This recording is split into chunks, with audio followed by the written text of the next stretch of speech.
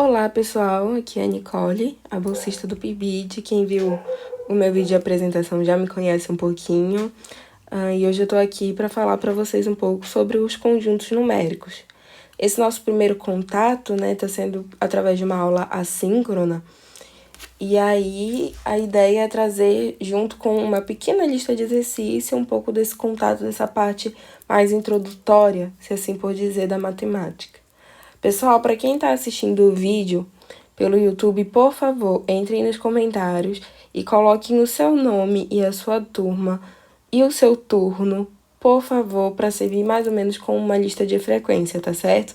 Eu também saliento aqui que, como está sendo contato assíncrono, aqueles que tiverem dúvida em qualquer parte da explicação ou com relação a alguma questão, tanto da aula de hoje quanto da lista de exercício, pode entrar em contato comigo, tá certo? E acredito que de introdução é isso, vamos lá, conjuntos numéricos. A ideia de conjunto, por si só, quando a gente fala de conjunto, a gente está se referindo ao grupamento de coisas que vão partilhar as mesmas características. E aí, quando eu estou falando de conjuntos numéricos, essas coisas que têm as mesmas características, elas vão ser os números. E aí, para conjuntos numéricos, a gente tem esses 6 conjuntos aqui que eu estou apresentando para vocês. Esse mapa conceitual que está aqui, ele vai ser disponibilizado para vocês, caso vocês queiram revisar o conteúdo ou até mesmo terem como base para estudar, tá certo? E aí a gente tem 6 conjuntos que serão apresentados hoje para vocês durante a aula, que são os conjuntos naturais, os inteiros, os racionais, os irracionais, os reais e os complexos. Como vocês podem ver aqui nesse diagramazinho que eu coloquei, todos eles acabam tendo alguma ligação, tá certo? E aí, vamos lá, introduzir em si ao conteúdo. Inicialmente, a gente tem os conjuntos naturais, que foi o primeiro conjunto numérico que surgiu. E esse conjunto numérico ele vai surgir com a necessidade de se realizar contagens. Então, ele tem um surgimento bem antigo, tá certo? E por ele ser constituído por números inteiros positivos, ele é composto por um número ilimitado de elementos, como está disposto nessa primeira parte aqui do mapa. E aqui, bem pequenininho, eu vou aumentar para vocês verem melhor, eu trago para vocês exemplos dos números que compõem o conjunto dos naturais. Contanto, entretudo, todavia, é necessário sobre o conjunto dos naturais a gente ter ideia sobre os seus subconjuntos. E aí, os naturais, eles têm, por exemplo, os naturais, o subconjunto com esse asterisco aqui em cima. Esse asterisco aqui em cima, ele quer retirar o zero, ele quer retirar o nulo do conjunto. Então, quando a gente está se referindo a esse conjunto aqui, o nzinho dos naturais com o asterisco, nós temos um subconjunto dos números naturais não nulos. E aí, por sua vez, ele é formado pelo 1, pelo 2, pelo 3 e assim por diante. Ok? Outro subconjunto dos naturais muito legal de falar aqui é o NP, que é o subconjunto dos números naturais formado pelos números pares. E aí, por sua vez, ele é composto pelo 0, 2, 4, 6, 8 e aí por diante. E como a gente tem os números pares, temos também o subconjunto dos números naturais formado pelos números ímpares, que é o NI. Lembrem de mim, ó, Nicole, o NI. E aí é formado pelo 1, pelo 3, pelo 5, pelo 7 e assim por diante. Com relação aos números inteiros, no entanto, ele é o conjunto numérico composto pelos números naturais e os seus compostos. Logo de cara, por esse conceito, a gente já pode perceber que os números inteiros e os números naturais, eles têm uma relação. Os números naturais, eles estão contidos nos números inteiros. Eu vou até colocar aqui, ó. Os números naturais, eles estão contidos nos inteiros. Esse sinalzinho aqui, gente, é o sinalzinho de matemática para se referir ao contido, ao contém. Ou seja, o Z, dentro do Z, a gente pode encontrar esses numerozinhos naturais. E aí, no próprio conceito mesmo, ele diz que é formado por os números e os seus opostos. E aí eu trago para vocês, junto com isso, a definição de números opostos. Gente, os números opostos, se eu tenho uma reta numérica,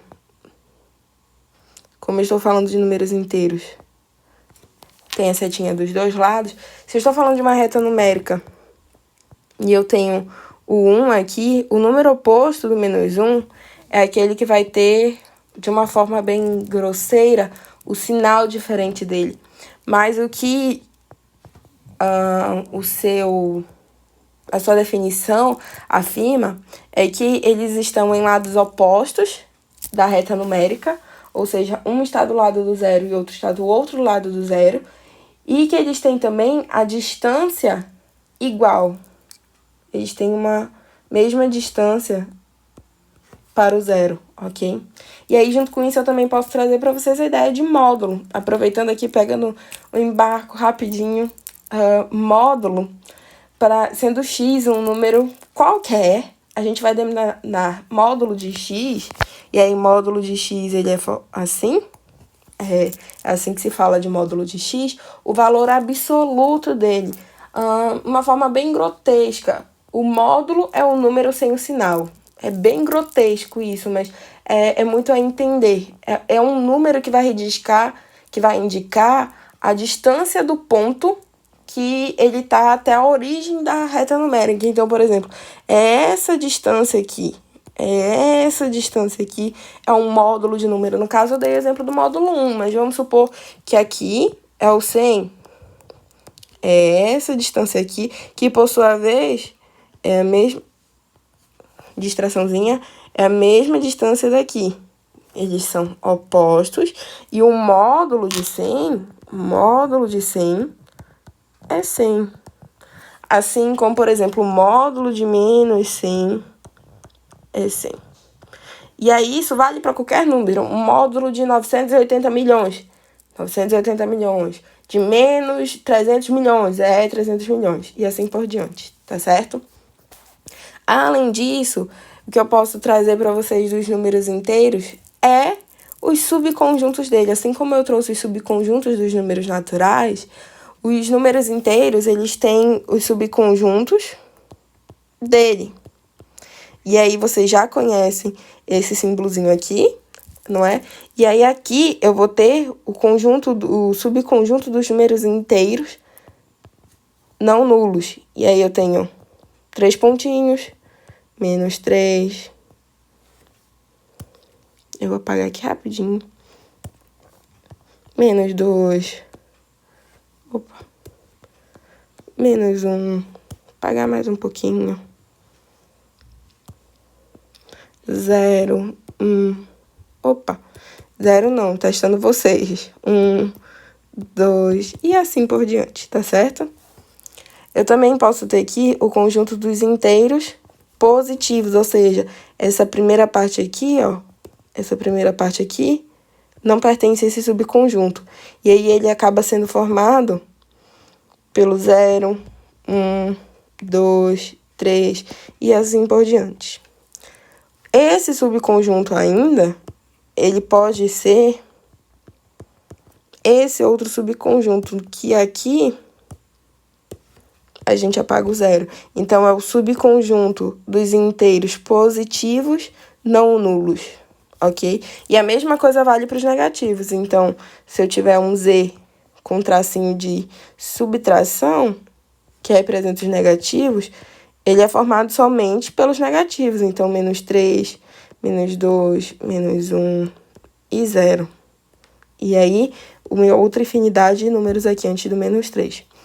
Contudo, entretanto, todavia, se eu colocar um sinalzinho, um asterisco aqui em cima, eu estou adequando ele àquele subconjunto, tirando o nulo. E aí ele se torna esse subconjunto que eu acabei de tirar aqui o zerinho e formar com os números inteiros negativos diferentes de 0.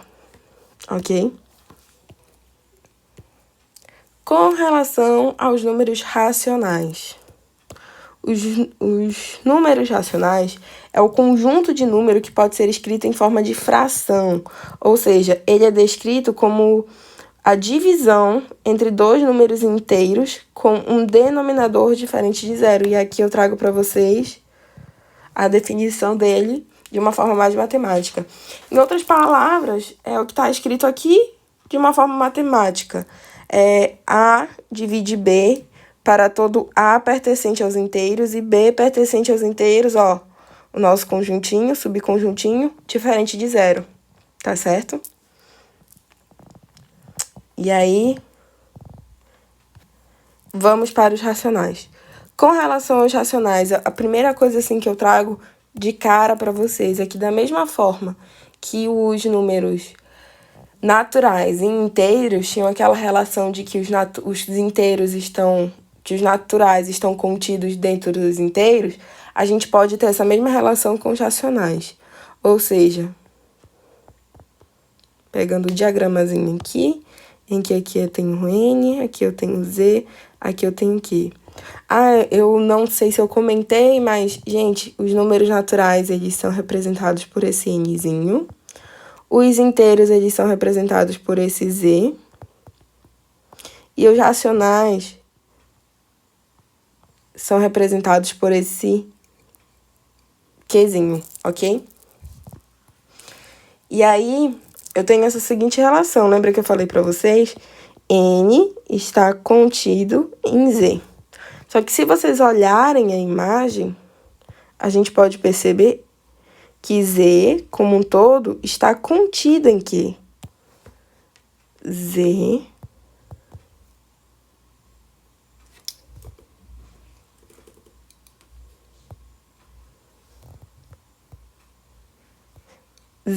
está contido em Q. Como Z, N contém Z e Z contém Q, eu posso concluir que N está contido em Q, ok? Mais uma vez, esse sinalzinho aqui do meio é o de estar contido. E aí, o que é que eu posso concluir com isso? Que todo número natural é um número inteiro. Primeira afirmaçãozinha. E que todo número inteiro é um número racional. Segunda afirmaçãozinha. Assim, a gente tem que todo número natural é um número racional. Terceira afirmaçãozinha, ok? Outra informação. Todos aqueles subconjuntos que eu mostrei anteriormente, tanto dos naturais quanto dos inteiros, a gente também vai ter para os racionais. Ou seja, tem os racionais positivos, racionais negativos, racionais tirando o zero e assim por diante. E na reta numérica, vamos dizer que aqui tem um zero. Vamos dizer que eu esteja pegando 2/5. 2/5 é um número escrito em forma de fração, em que o denominador é diferente de zero e o denominador, essa partezinha aqui de baixo, é diferente de zero e o numerador é um número inteiro, ok? E aí, 2/5 é um número que se encontra dentro da reta numérica, e aí 2/5, por exemplo, ele é igual a 0,4, se a gente for fazer uma divisão. Então, supondo que aqui esteja o 1, bem aqui vai estar o 2,5 na reta numérica. Suponha que eu esteja pensando, então, menos 5 sobre 2. Menos 5 sobre 2 vai dar aproximadamente menos 2,5. E aí, menos 2,5, eu tenho o menos 1, eu tenho menos 2, eu tenho menos 3, ele vai estar mais ou menos aqui. Menos 2,5, ok? Eu não sei se dá pra ver o quão lindo está a minha reta numérica, mas eu espero que vocês estejam entendendo que eles se encontram junto na reta numérica com os outros dois conjuntos que a gente viu anteriormente, tá certo? E aí eu trago um exercíciozinho com essa primeira parte que a gente viu sobre esses três conjuntos. Complete as lacunas a seguir com os sinais de pertence e não pertence, de modo que as sentenças se tornem verdadeiras. Gente, os sinais de pertence é esse sinalzinho aqui, é um E redondinho. E o sinal de não pertence é esse mesmo E redondinho, só que com tracinho, tá certo? Pertence é se ele faz parte do conjunto. Então, por exemplo, o -6, ele faz parte dos naturais? Não, ele não faz parte dos naturais, porque os naturais são os inteiros positivos. Então, eu faço o sinalzinho de não pertence para ele. No entanto, o -5, ele pertence aos inteiros, porque o -5, ele é formado pelos naturais e os seus opostos, pelos inteiros positivos e os seus opostos. Então, o -5 está dentro desse grupo. O -7 também está no grupo dos racionais, porque eu falei aquela ideia de, lembra do estar contido? Ele também está dentro dos racionais. No entanto, o 4 dividido por 7 não se encontra dentro dos naturais, porque os naturais ele é formado somente pelos inteiros positivos, e 4 dividido por 7 não é um inteiro, ok? A mesma coisa vale para o 5 dividido por 7 não pertencer aos inteiros. Aqui é um sinalzinho de não pertence. Porque os inteiros, eles são formados pelos inteiros positivos e os seus opostos. Os números que podem ser escritos nas formas de fração, eles são os racionais. E aí, com base nessa a minha explicação, eu acabei de dar a resposta daqui da 6, que é pertence. Porque a gente tem um número que pode ser escrito em forma de fração, ok? Em que a parte de cima e a parte de baixo estão dentro daquelas características que eu falei para vocês. A 7, -1/6 não se adequa aos números naturais, porque os números naturais, eles só são os inteiros positivos, e -1/6 é negativo, então aqui não pertence, ok? E -1, com uma dízima periódica de 5, 5, 5, 5, 5, infinitas vezes, não pertence aos inteiros, porque esse número aqui, ele vai se encaixar em outro grupo, ok? Próxima questãozinha. Sabendo que N é a representação dos conjuntos dos números naturais, Z é a representação dos números inteiros e que a representação dos números racionais, pode-se afirmar que todo número inteiro também é um número real? Não.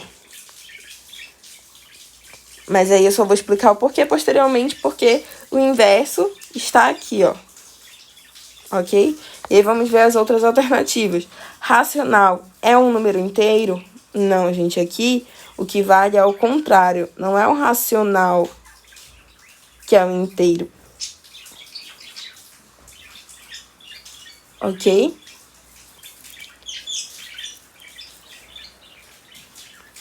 Irracional também é um número natural?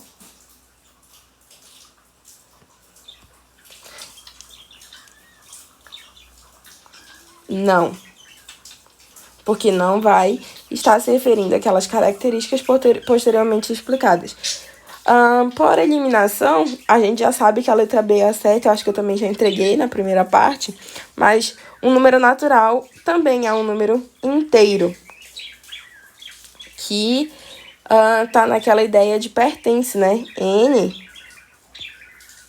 N está contido em Z. Essas ideias aqui do estar contido, eu acho que vocês já perceberam, de certa forma, é bem importante, sabe? Porque eu acho que muitas das vezes quando cai, está mais relacionado com essa ideia de conter. E também quando vocês forem estudar conjuntos em si, aparece muito essa ideia, tá? Com relação aos números racionais, eu vou abrir um pequeno parêntesezinho e vou falar para vocês um pouco sobre a fração geratriz. Fração geratriz. Mas o que é a fração geratriz? Gente, todo número racional, ele pode ser escrito em forma de uma fração. É a definição do número racional. E essa fração, a gente pode dar o número de fração geratriz. Normalmente, a gente vai estar interessado, quando se fala dessa fração geratriz, em frações ou números decimais que estão transformar em números decimais em fração ou vice-versa, fazer essas relações. Porque, por exemplo, se eu tenho o número 0,8, eu tenho um número decimal. Contudo, entretanto, todavia, 0,8, ele pode ser escrito em forma de fração. 8 sobre 10. Se você dividir 8 sobre 10, você tem esse resultado. E aí a fração geratriz, ela está muito ligada a transformar, fazer esse sentido acontecer, ok? E aí, para isso, é necessário a gente entender de duas coisas.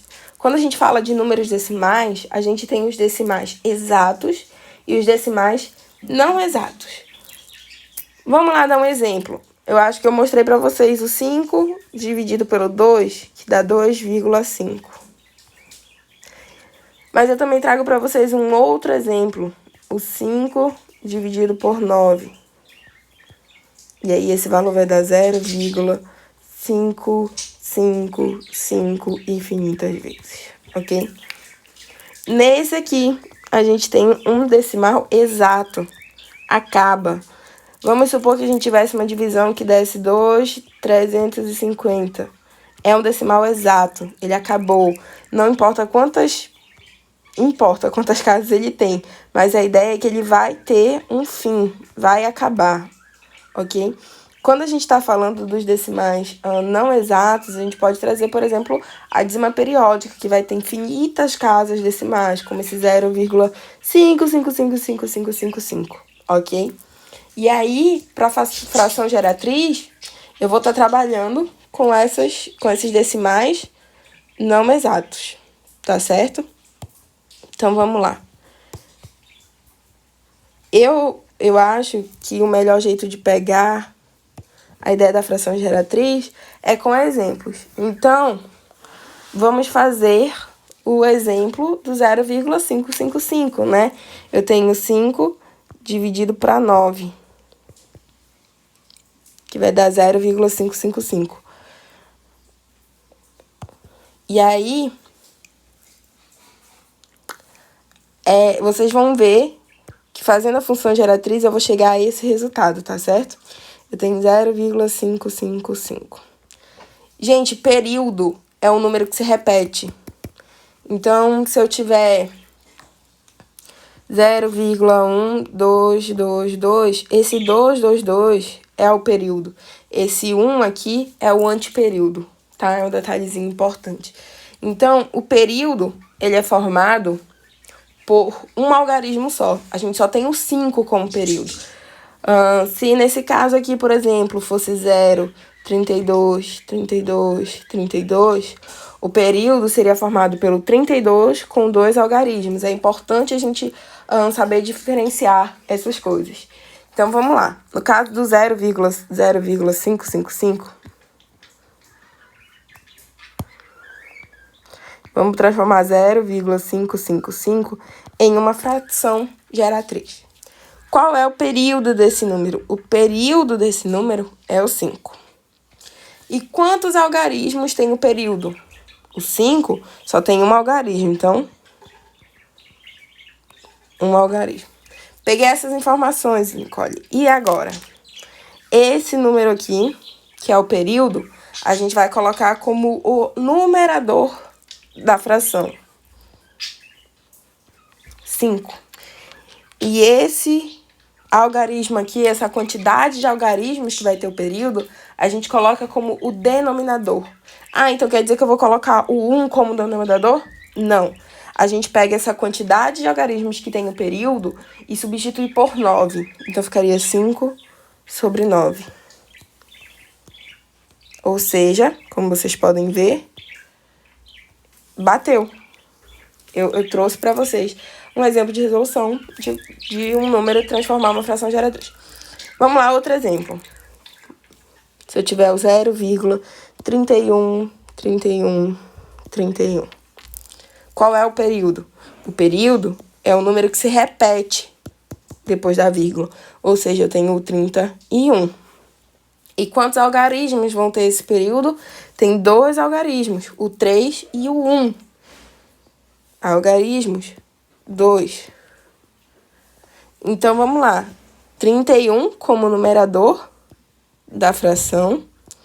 2 algarismos, 2 noves como denominador da fração. Se vocês dividirem por 31 por 99 aí em casa, vocês vão ter o resultado de 0,31, 31, 31, 31, 31 infinitas vezes, ok? E a mesma coisa vale se você tiver, por exemplo, 0,123. 1, 2, 3, 1, 2, 3. O período é formado pelo 1, 2, 3 e é formado também por 3 algarismos. Logo, a fração geratriz desse número é 1, 2, 3 sobre 9, 9, 9. Ok? E aí, eu trouxe alguns exercíciozinhos pra gente fazer juntos. O 0,555 eu já fiz com vocês. E aí, eu também já trouxe o exemplo do 2323 quando eu estava resolvendo o 31. Dá para ter essa mesma ideia, resolvam aí em casa. Quem resolver e quiser conferir, é só dividir que vocês vão encontrar o resultado certo, tá certo? No entanto, eu trago uma outra diferença. Eu trago aqui a letra D. É 0,02222. E aí a gente vai ter que se atenar para aquilo que eu falei um pouquinho mais cedo. Esse exemplo de decimal, ele tem o que a gente chama de parte não periódica, que é o zero, que é aquele algarismo que não vai se repetir. Então, ele vai ser acrescentado à nossa fração. E aí, o que a gente tem? Quais são os números que não se repetem? Os números que não se repetem, nesse caso aqui, é o zero. Ele é a parte não periódica, ele é formado por um algarismo. Qual é o algarismo que se repete? O número que se repete é o 7. É o 7 não, desculpa, gente. Tava testando vocês. É o 2, ok? O período, ele é formado por um algarismo. Então, a gente vai ter um 9 no período. No entanto, a gente tem uma parte não periódica, que também é formada por um período, por um númerozinho, por um algarismo. Para cada parte não periódica, em vez de colocar um 9, a gente coloca um 0. Então, por exemplo, nessa fração, o nosso denominador vai ser o 90. A gente tem um algarismo no período e um algarismo na parte não periódica. E aí, para a parte superior, muda um pouquinho. Eu vou pegar os algarismos que não se repetem e vou subtraí-los dos algarismos, dos números formados pela soma dos algarismos. Por exemplo, no caso aqui seria 0 mais 2, que seria 2, né? 2 menos 0, 0 seria 2 por 90. E aí, se você pegar a calculadora e dividir, vai dar 0,0222.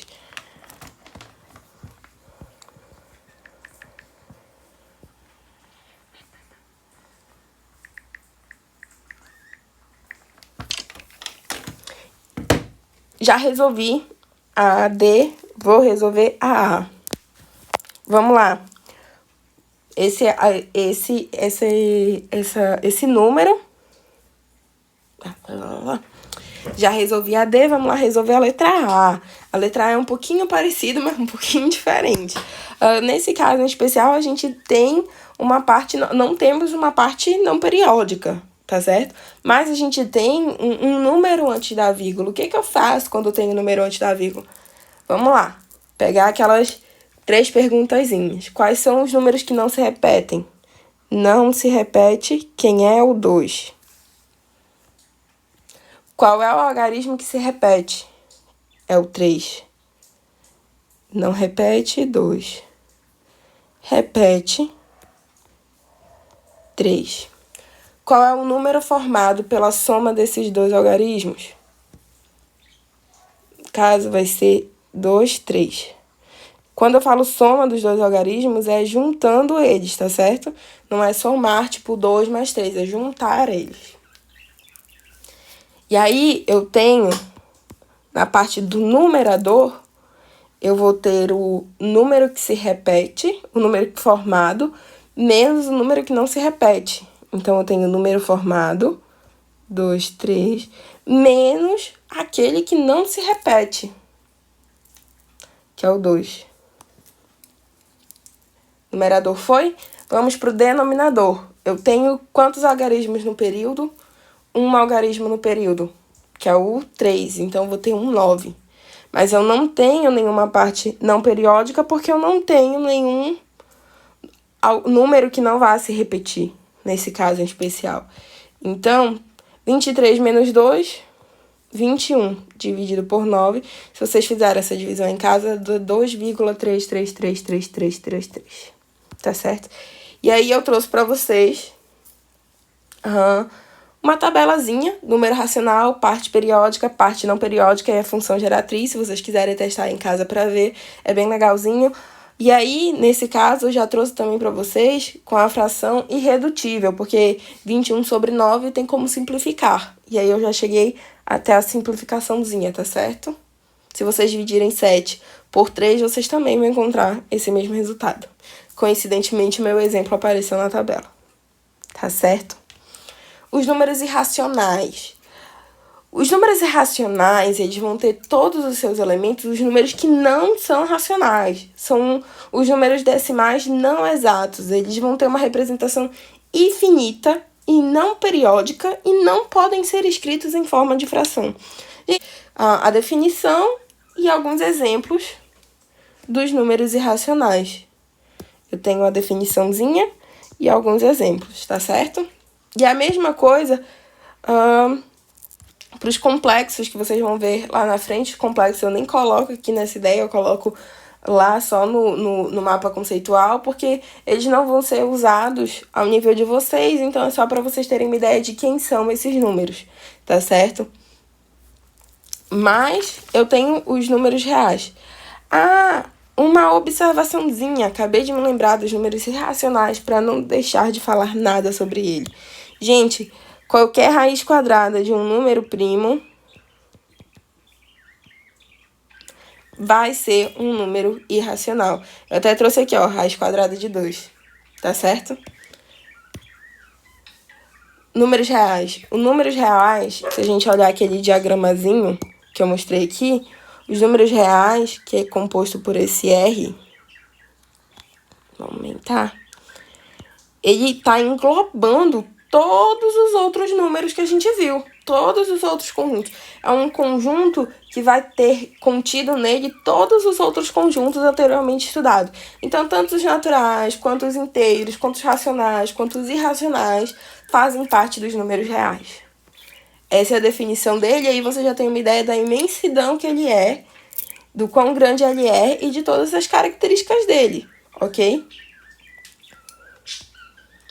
E aí, pessoal, para a aula de hoje é só. Eu espero que vocês tenham gostado, tenham aprendido um pouco sobre os conjuntos numéricos.